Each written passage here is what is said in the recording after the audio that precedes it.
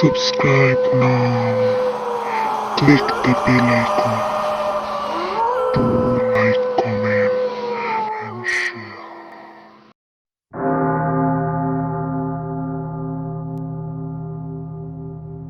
My Jinn Husband. Episode 2. Presented by Lamia. When the candlelight went out, the balcony was engulfed in darkness.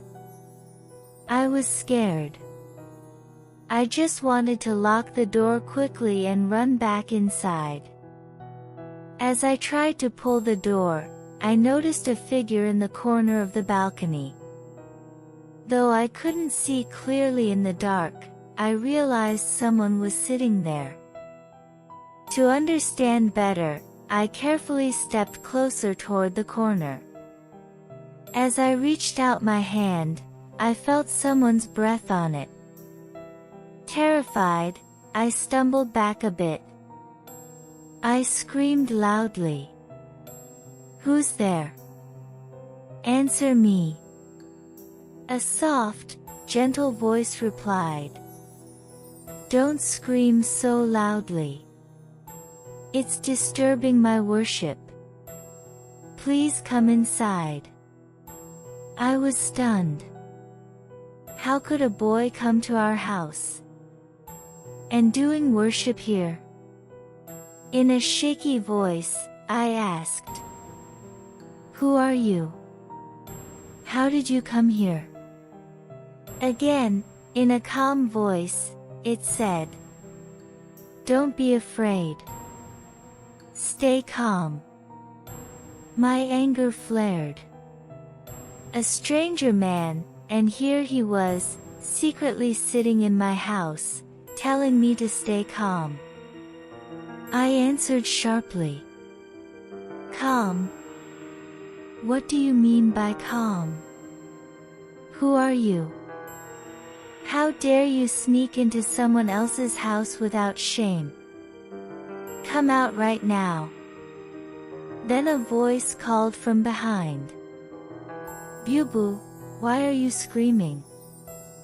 I turned and saw Momin standing behind me, holding a candle, his eyes wide. I pointed to the corner of the balcony and said, "Look, brother, a boy has sneaked into our balcony. He's not even telling his identity." Momin stepped forward and checked the corner with the candlelight. Then he looked at me and said, "Bubu, there's no one here."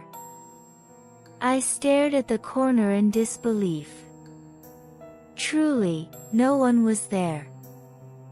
So who had been talking to me all this time? I hadn't imagined it. "Brother, someone was here."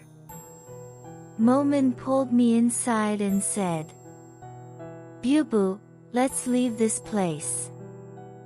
There's no one here. I think you were just scared. I'll lock the door." I followed Momin into his room. He came after me and said, "Bubu, you go to sleep. I'm sleepy too. If anything happens, just call me." I shook my head and agreed. Even after Momin fell asleep, I leaned on the bed, half sitting. I couldn't sleep. Someone had to be there. Seeing Momin, maybe it had gone. I couldn't sleep thinking about it. Suddenly, the candlelight flickered and went out before I could reach it. The entire room became pitch dark. Where did the breeze come from in this closed room? Then I heard the sound of someone grabbing my hair. I jumped back onto the bed. I felt as if someone had sat beside me. That gentle voice said, "Not sleeping?" With a trembling voice, I said, "Who are you? Why are you scaring me like this?" It's not good. I'll complain to my father in your name. He chuckled slightly and said, I knew you were timid, but I didn't know you were this timid. I was furious at being called timid. I snapped. You have some courage, calling me timid. Come on, let's see how brave you are in the light. No one will fall to the ground. If you want to hit me, you'll have to do it in the dark. Let's see how brave you are. I'm right beside you. Go ahead. I started crying in fear. In a soft voice, he said, Ah, why are you crying? Did I scold you? Yes. Then are you crying out of fear, little coward? Why are you calling me a coward? Because you are timid. I stopped crying and said, Look, this isn't right. But can you please tell me who you are? The one you've been longing to see, it's me. I froze. I've always wanted to see a Jinn.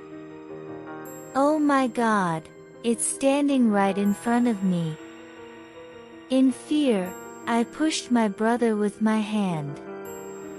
It jumped up. What happened, Bubu? As my brother got up, the heavy presence beside me vanished. It meant the Jinn left when my brother came. Seeing my silence, Momin shook my body and asked, Bubu, why did you call him? Nothing. Go to sleep. Don't wake me up like this again. Momin lay back down. What foolishness I had done. I woke up at 6 a.m. While washing my face, I thought, after leaving last night, he didn't come again. Did he sulk? I had stayed awake all night, hoping he would come again. After waiting so long, I finally got the chance to talk to the Jinn. But my foolishness ruined it all. I quickly prayed and made breakfast. The whole day passed thinking about it. In the afternoon, Father returned. I thought about telling him, but then decided, no. If he finds out, Father might get angry. He left once because of one foolishness. If I make another mistake, he might never come again. Seeing me standing absent-mindedly, Father asked, Will you say something, Mashare Ma? No, Father. I mean yes, Father. Why are you hesitating? Tell me, what is it? Nothing. Do you need anything? No, nothing for now. I'll call if needed. Okay, Father. I'll go now. I escaped from his presence. I can never lie to my father. Also, he can understand a lot just by looking at my face. That's why I left like this. Sitting in my room, I missed him. Nothing felt right. Would he come again tonight, or would he stay away and sulk? Truly, he was right, I am indeed a little coward. While sipping tea, I looked at the moon through the window. How beautiful it was! Moonlight was spilling through the gap and playing over my body. At that moment, I closed my room door, switched off all the lights, and basked in the moonlight. I even closed my eyes to enjoy the southern breeze. Suddenly, I heard that familiar voice. "Enjoying the moonlight, I see." I immediately turned around and saw a figure sitting on my bed, head slightly lowered. My bed was at the corner opposite the window, so the moonlight hadn't reached it. In the darkness, I couldn't even see his face. From the other side, he asked again. "Lost in deep thoughts, I suppose?" I replied. "You came." "Almost immediately," he said. "And you thought I wouldn't come?"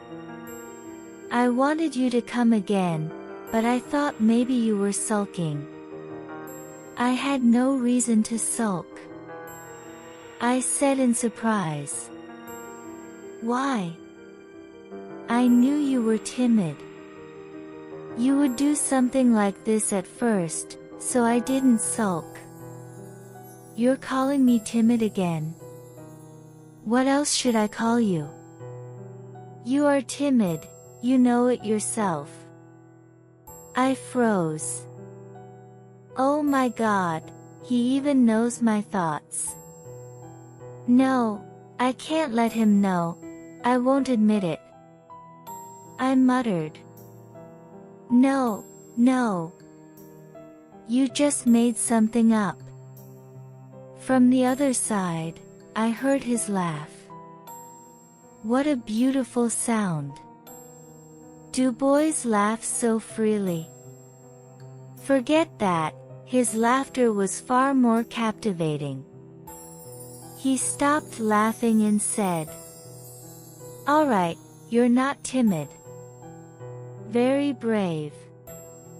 Hearing that, I felt a little proud. After all, a jinn was complimenting me. Suddenly he said, "Mushare, there's a cockroach near your hand." I dropped my cup and screamed, "Oh my God." I jumped back 3 steps from the window. That smile of his. That enchanting smile seemed endless. Teasingly, he said, "You really are very brave." Pouting in indignation, I felt my dignity vanish. How embarrassing. Meanwhile, a knock came at my door. Oh no, did someone hear me scream? What should I tell father? I thought as I opened the door. It wasn't father, it was my little brother. He immediately asked, "Bubu, why were you screaming?" "Nothing. A cockroach came on me." Momin laughed for a moment and said, "Such a scaredy Bubu." I glared and said, "Go away from here." "No. I'm hungry, let me eat first." "Has father returned from the mosque?" "He'll be back. Let me eat first." "Okay, I'm coming." Momin agreed and went to his room. I tried several times to get his attention by calling, "Hey," but got no response. That made me sad. Without saying anything, he left. My brother didn't get a chance to come either. I switched on the light, picked up my teacup from the floor, and went to the kitchen. That night, he didn't come again. Strange. Even though I didn't see him, I kept waiting anxiously. The time I spent talking to him felt so delightful. It seemed like he only enjoyed teasing and arguing with me. Now I didn't feel alone anymore. I could sense him nearby, even if I couldn't see him. From that day, He didn't appear for 2 days.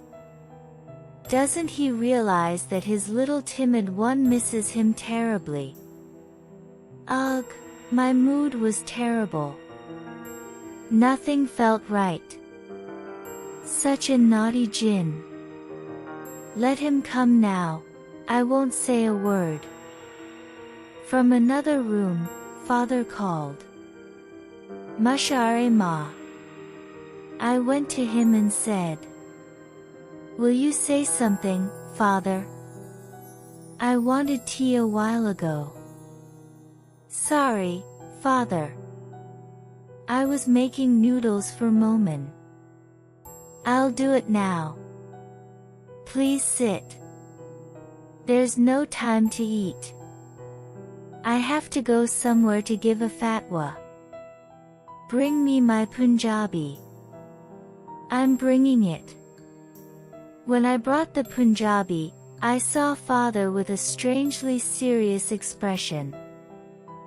"Father, are you worried about something? Roishbai has a stomachache. How can I go alone so far? I need someone with me. Then take Bai with you. How will you stay alone at home?" "Father, it's just one night. You go with Bai. Don't worry about me." "Okay, take care." At dusk, Father left with my brother. The whole house was empty with just me inside.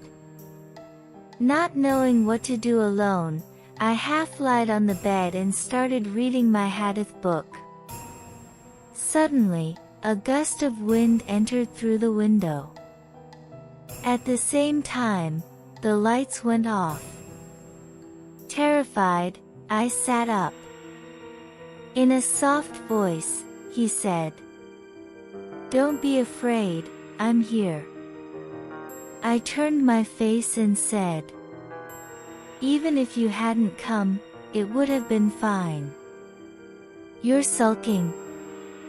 What's the point of sulking? I didn't know timid ones sulk this much. If you wanted to know, now you do. Do I have to hold your ear or stand on one foot?" "Neither." "Will you sulk? If I do, what will you do?" "Okay, I'm going," I said hurriedly. "No, don't go." There was no response from the other side. In a trembling voice, I said, "I guess he left." To be continued.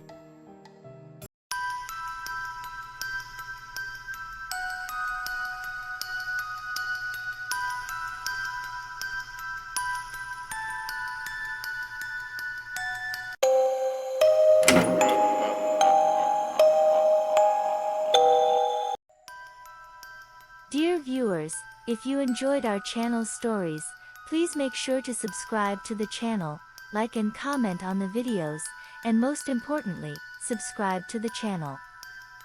Thank you very much.